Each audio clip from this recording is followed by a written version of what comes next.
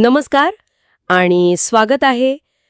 आज आपण एका अशा ग्रंथावर चर्चा करणार आहोत जो अनेकांच्या घरात देव्हाऱ्यात असतो. देव्हाऱ्यात तर असतोच. हो, पण त्याहीपेक्षा जास्त तो मनात आणि श्रद्धेत वसलेला आहे. श्री स्वामी सारामृत. अगदी.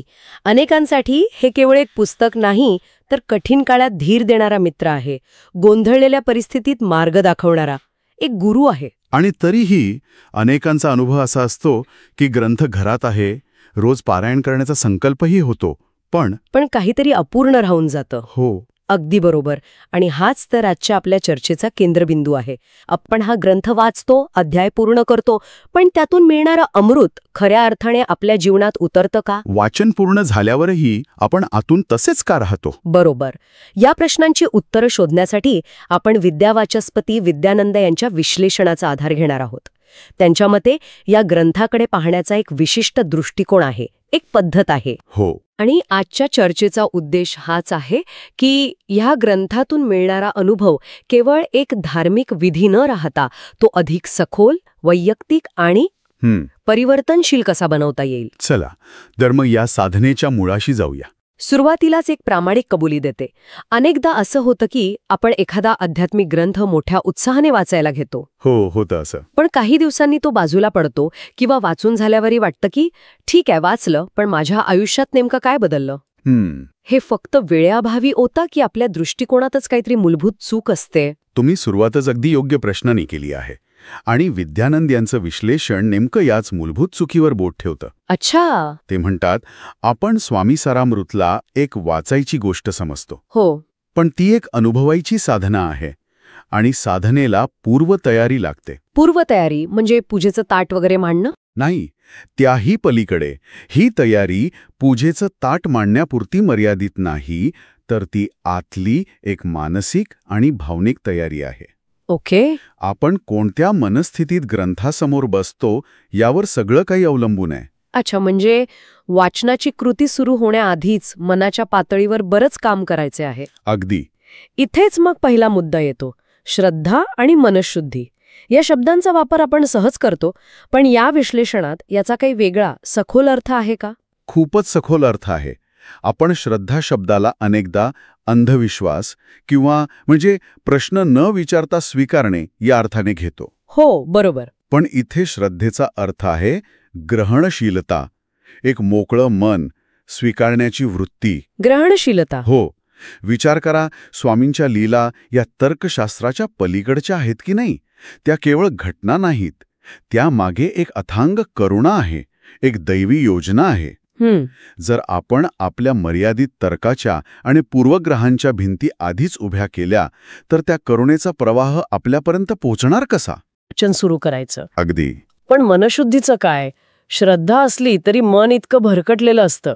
वाचायला बसतो स्वामीचरित्र, पण डोक्यात ऑफिसच्या डेडलाईन, मुलांच्या शाळा, घराचे हफ्ते, हे सगळं सुरू असतं. हो. या गोंधळाला आवर घालण्याबद्दल काही सांगितलंय का स्रोतामध्ये? नक्कीच. आणि त्यालाच इथे मनःशुद्धी म्हटलंय. मनःशुद्धी म्हणजे मनातले विचार शून्यावर आणणं नव्हे, ते अशक्य आहे. ते शक्यच नाही. हो. मनःशुद्धी म्हणजे त्या विचारांच्या गर्दीतून, त्या गोंधळातून स्वतःला काही क्षणांसाठी बाजूला काढणं. आपलं मन एका वेळी 100 ठिकाणी धावत असतं. बरोबर. या धावपळीत आपण वाचन केलं तर ते शब्द फक्त डोळ्या आलून जातात, मेंदूपर्यंत पोचतात, पण हृदयात उतरत नाहीत. म्हणूनच स्रोत सांगतो की वाचनापूर्वी फक्त 5 मिनिटं शांत बसा, डोळे मिटा, फक्त आपल्या श्वासावर लक्ष केंद्रित करा किंवा स्वामींची छोटीशी प्रार्थना म्हणा. मन स्थिर आणि शांत होतं, एक ग्रहणशील अवस्था तयार होते. अच्छा. याचं एक सुंदर उदाहरण देता येईल. समजा तुम्हाला शास्त्रीय संगीत ऐकायचंय. तुम्ही ते एखाद्या गर्दीच्या गोंगाटाच्या बाजारात ऐकाल की एका शांत निवांत खोलीत? अर्थातच शांत खोलीत. का? कारण शांत खोलीत प्रत्येक सूर, प्रत्येक हरकत स्पष्टपणे ऐकू येते, अनुभवता येते. तसंच मनाचं आहे. ओके. शांत आणि ग्रहणशील मनाने वाचलेला प्रत्येक शब्द, प्रत्येक प्रसंग हा त्या संगीताच्या सुरासारखा थेट अंतःकरणात पोचतो. गोंगाटात ते फक्त शब्द राहतात, शांततेत ते अनुभव बनतात. वा, ही आहे साधनेची पहिली पायरी. हे उदाहरण खरंच खूप परिणामकारक आहे. ते आपल्याला आठवण करून देतं की अडचण पुस्तकात नाही, तर आपल्या ग्रहण क्षमतेत असू शकते. ठीक आहे, समजा ही मानसिक तयारी झाली, मन शांत आहे, श्रद्धा आहे, आता मी ग्रंथ उघडला. आणि वाचायला सुरुवात केली. हो. पुढे काय? केवळ वाचत सुटायचं? कारण इथेच अनेक जण चुकतात. पाने उलटली जातात, पण जीवन तिथेच राहतं. आणि इथेच दुसरी अत्यंत महत्वाची पायरी येते, ती म्हणजे वाचनाला व्यावहारिक बनवणे. व्यावहारिक? हो. विद्यानंद यांच्या विश्लेषणातील एक आकर्षक मुद्दा आहे दैनंदिन जीवनाशी जोडलेला अर्थ शोधणे. स्वामींचा उपदेश किंवा त्यांच्या लीला या कधीच केवळ पारमार्थिक नव्हत्या. त्या नेहमीच सामान्य माणसाच्या जगण्याशी, त्याच्या सुख-दुःखांशी जोडलेल्या होत्या. म्हणजे नेमकं काय करायचं? एखादं उदाहरण देऊन सांगाल का? नक्कीच. समजा तुम्ही असा प्रसंग वाचत आहात जिथे स्वामींनी एका अत्यंत गरीब, कर्जबाजारी भक्ताला अनपेक्षितपणे मदत करून संकटातून बाहेर काढलं. हो. आता हे वाचून केवळ वाह, स्वामी किती महान असं म्हणून पुढे जायचं नाही. तिथे थांबायचं. थांबायचं? हो. विचार करायचा की या प्रसंगाचा माझ्यासाठी आजच्या काळात काय अर्थ आहे. कदाचित मी आर्थिक संकटात नसेन, पण माझ्या नोकरीत एक मोठं आव्हान आहे, किंवा माझ्या कुटुंबात एखादं नातं ताणलं गेलं आहे. निस्वार्थ भक्ती, की संकटातही न डगमगता त्याने केलेले प्रयत्न. अच्छा, म्हणजे कथेतल्या पात्राच्या जागी स्वतःला ठेवून बघायचं. अगदी बरोबर. या प्रसंगातून मिळालेली शिकवण मी माझ्या आजच्या समस्येवर कशी लागू करू शकेन, हा प्रश्न स्वतःला विचारायचा. ओके. यामुळे काय होतं, तो ग्रंथ केवळ हजारो वर्षांपूर्वी घडलेली गोष्ट न राहता तो आपला वैयक्तिक मार्गदर्शक, एक लाईफ कोच बनतो. तो आपल्याशी थेट बोलू लागतो. हेच वाचनाला जिवंत बनवतं. बरोबर. हे खूपच वेगळं आहे. आणि याच सोबत आणखी एक मुद्दा जोडला गेलाय जो ऐकून मला खरंच आश्चर्य वाटलं. कोणता? प्रश्न निर्माण होऊ द्या. थांबा, हा मुद्दा मला खरंच अनपेक्षित वाटतोय.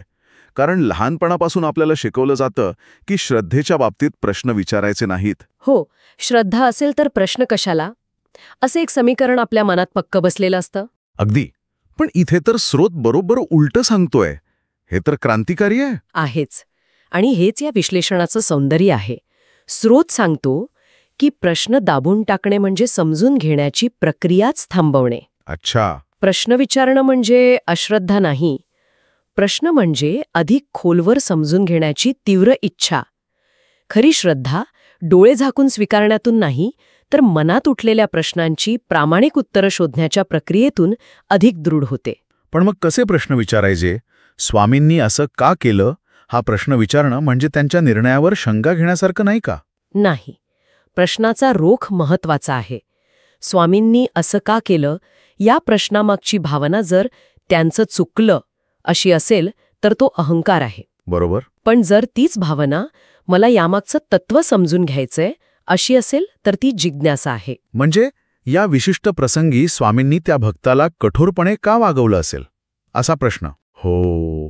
किंवा या लीलेचा वरवर दिसतो त्या पलीकडचा गर्भितार्थ काय असावा, या उपदेशामागे कोणता सखोल मानसशास्त्रीय विचार आहे, असे प्रश्न विचारल्याने वाचक ग्रंथाच्या शाब्दिक अर्थाच्या पलीकडे जातो. तो एक शोधक बनतो. अगदी. आणि या शोधातून त्याला जे गवसतं ते त्याचं स्वतःचं असतं, ते केवळ ऐकीव ज्ञान नसतं. म्हणजे आपण वाचनाशी बौद्धिक आणि व्यावहारिक पातळीवर जोडले गेलो पाहिजे, केवळ भावनिक पातळीवर नाही. बरोबर.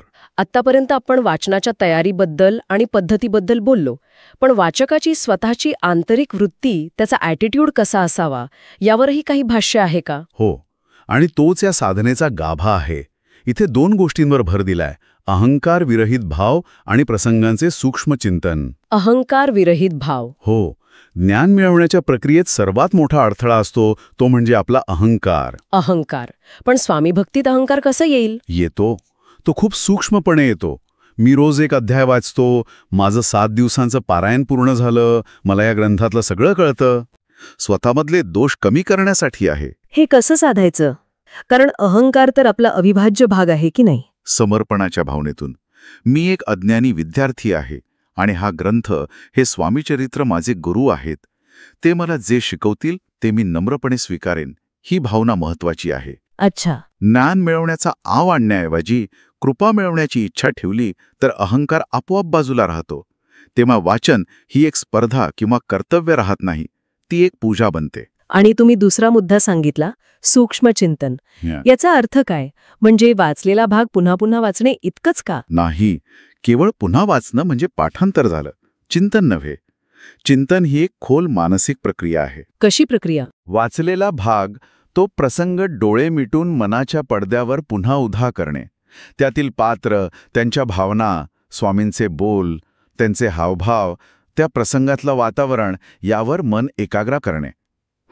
आणि मग विचार करणे, या प्रसंगातून स्वामींना नेमकं काय सुचवायचं आहे, यात कोणता अदृश्य आध्यात्मिक संकेत दडला आहे. म्हणजे एका प्रकारे वाचलेल्या भागावर ध्यान लावण्यासारखं आहे हे. अगदी तसंच. काही अध्याय किंवा प्रसंग इतके गहन असतात की ते एकदा वाचून कळतच नाहीत. खरंय. ते पुन्हा वाचून त्यावर असं चिंतन केल्याने त्यातील आशय केवळ डोक्यात माहिती म्हणून साठून न राहता तो मनात अनुभव म्हणून मुरतो.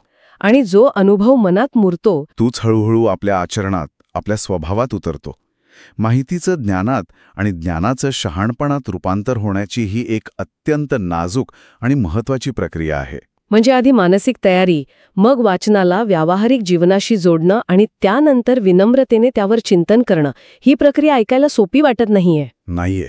किंवा एका सप्ताहात संपवण्याची घाई करू नका. ही शर्यत नाही. ही 100 मीटरची शर्यत नाही, ही मॅरेथॉन आहे. रोज 15 मिनिटं का होईना, पण एका ठराविक वेळेला केलेलं वाचन मनाला एक प्रकारची शिस्त लावतं. हो. सातत्यामुळेच स्वामींचे विचार आणि त्यांचे संदेश आपल्या मनात हळूहळू मुरतात, आपल्या व्यक्तिमत्वाचा एक अविभाज्य भाग बनतात. जसं रोज व्यायाम केल्याने होतं. अगदी. जसं रोज थोडा थोडा व्यायाम केल्याने शरीर सुदृढ होतं, तसंच रोजच्या वाचनाने आणि चिंतनाने मन आणि आत्मा सुदृढ होतात. घाई करून केवळ अध्याय संपतील, त्यातील अमृत मिळणार नाही. आपण या सगळ्या प्रक्रियेबद्दल बोललो. बरोबर. पण या सगळ्याच्या शेवटी हे सर्व का करायचं?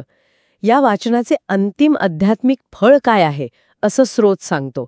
म्हणजे पुण्य मिळवणे, मोक्ष मिळवणे, या पलीकडे काही आहे का? निश्चितच. या विश्लेषणाप्रमाणे या साधनेचं खरं फळ स्वर्गात किंवा पुढच्या जन्मात नाही, तर ते याच जन्मात आपल्या दैनंदिन जीवनात मिळतं. अच्छा, ते काय आहे? ते फळ म्हणजे सद्गुणांची वाढ. मनःशांती, दया, क्षमा, संयम आणि धैर्य हे गुण आपल्या अंगी बाणवणे हे या साधनेचं खरं फळ आहे. हे कसं घडतं? केवळ वाचण्याने स्वभावात बदल होतो?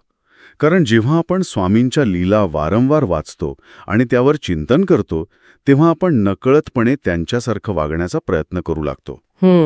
जेव्हा आपण वाचतो की स्वामींनी त्यांच्यावर टीका करणाऱ्या माणसालाही क्षमा केली, तेव्हा आपल्या मनातही कुणाबद्दलचा राग कमी होतो. खरंय.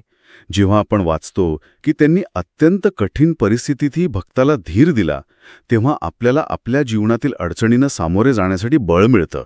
यातून नीतिमत्ता, कर्तव्यनिष्ठा आणि आत्मविश्वास वाढतो. आणि हे सर्व एका संतुलित, समाधानी आणि आनंदी जीवनासाठी अत्यंत आवश्यक आहे. म्हणजे फळ म्हणजे काहीतरी चमत्कार घडणं नव्हे. नाही, तर आपलं जीवनच एक सकारात्मक चमत्कार बनणं हे आहे. अप्रतिम.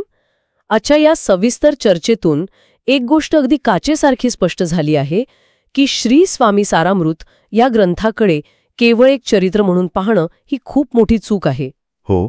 ते वैयक्तिक परिवर्तनाचे, आत्मविकासाचे एक प्रभावी साधन आहे, एक वर्कशॉप मॅन्युअल आहे. अगदी बरोबर. विद्यानंद यांच्या विश्लेषणातील ही त्रिसूत्री. कोणती? सुरुवातीला श्रद्धा आणि मनःशुद्धीने केलेली तयारी, वाचनादरम्यान चिंतनशील बुद्धी आणि व्यावहारिक जोडणी, आणि संपूर्ण प्रक्रियेत विनम्रतेचा आणि समर्पणाचा भाव. हो, या गोष्टी लक्षात ठेवून जर वाचन केलं तर या ग्रंथाचा खरा आणि सखोल अनुभव घेता येतो. यातून केवळ मानसिक बळच नाही तर आत्मिक आनंदही मिळतो. आणि तेव्हाच हा ग्रंथ स्वामींच्या कृपेचा अनुभव देणारा मार्गदर्शक दीपस्तंभ ठरतो. बरोबर. समारोप करताना एक विचार मनात येतोय. तुम्ही आत्ताच उल्लेख केलात आणि आपल्या स्रोतातही या ग्रंथाला मार्गदर्शक दीपस्तंभ असं म्हटलं आहे. हो. दीपस्तंभ म्हणजे लाईट हाऊस, जे अथांग समुद्रात भरकटलेल्या जहाजांना वादळातून, अंधारातून सुरक्षित किनाऱ्याचा मार्ग दाखवतो. सुंदर प्रतिमा आहे ही. तर मग विचार करण्यासारखा प्रश्न हा आहे की जर हा ग्रंथ खरोखरच एक दीपस्तंभ असेल, तर आपल्या वैयक्तिक जीवनातील कोणत्या वादळातून किंवा कोणत्या अंधारातून मार्ग काढण्यासाठी त्याचा प्रकाश वापरला जाऊ शकतो. मग ते नात्यांमधलं वादळ असेल, करिअरमधला गोंधळ असेल किंवा अस्तित्वाचीच लढाई असेल, त्या अंधारात प्रकाश देण्याचं सामर्थ्य या साधनेत नक्कीच आहे.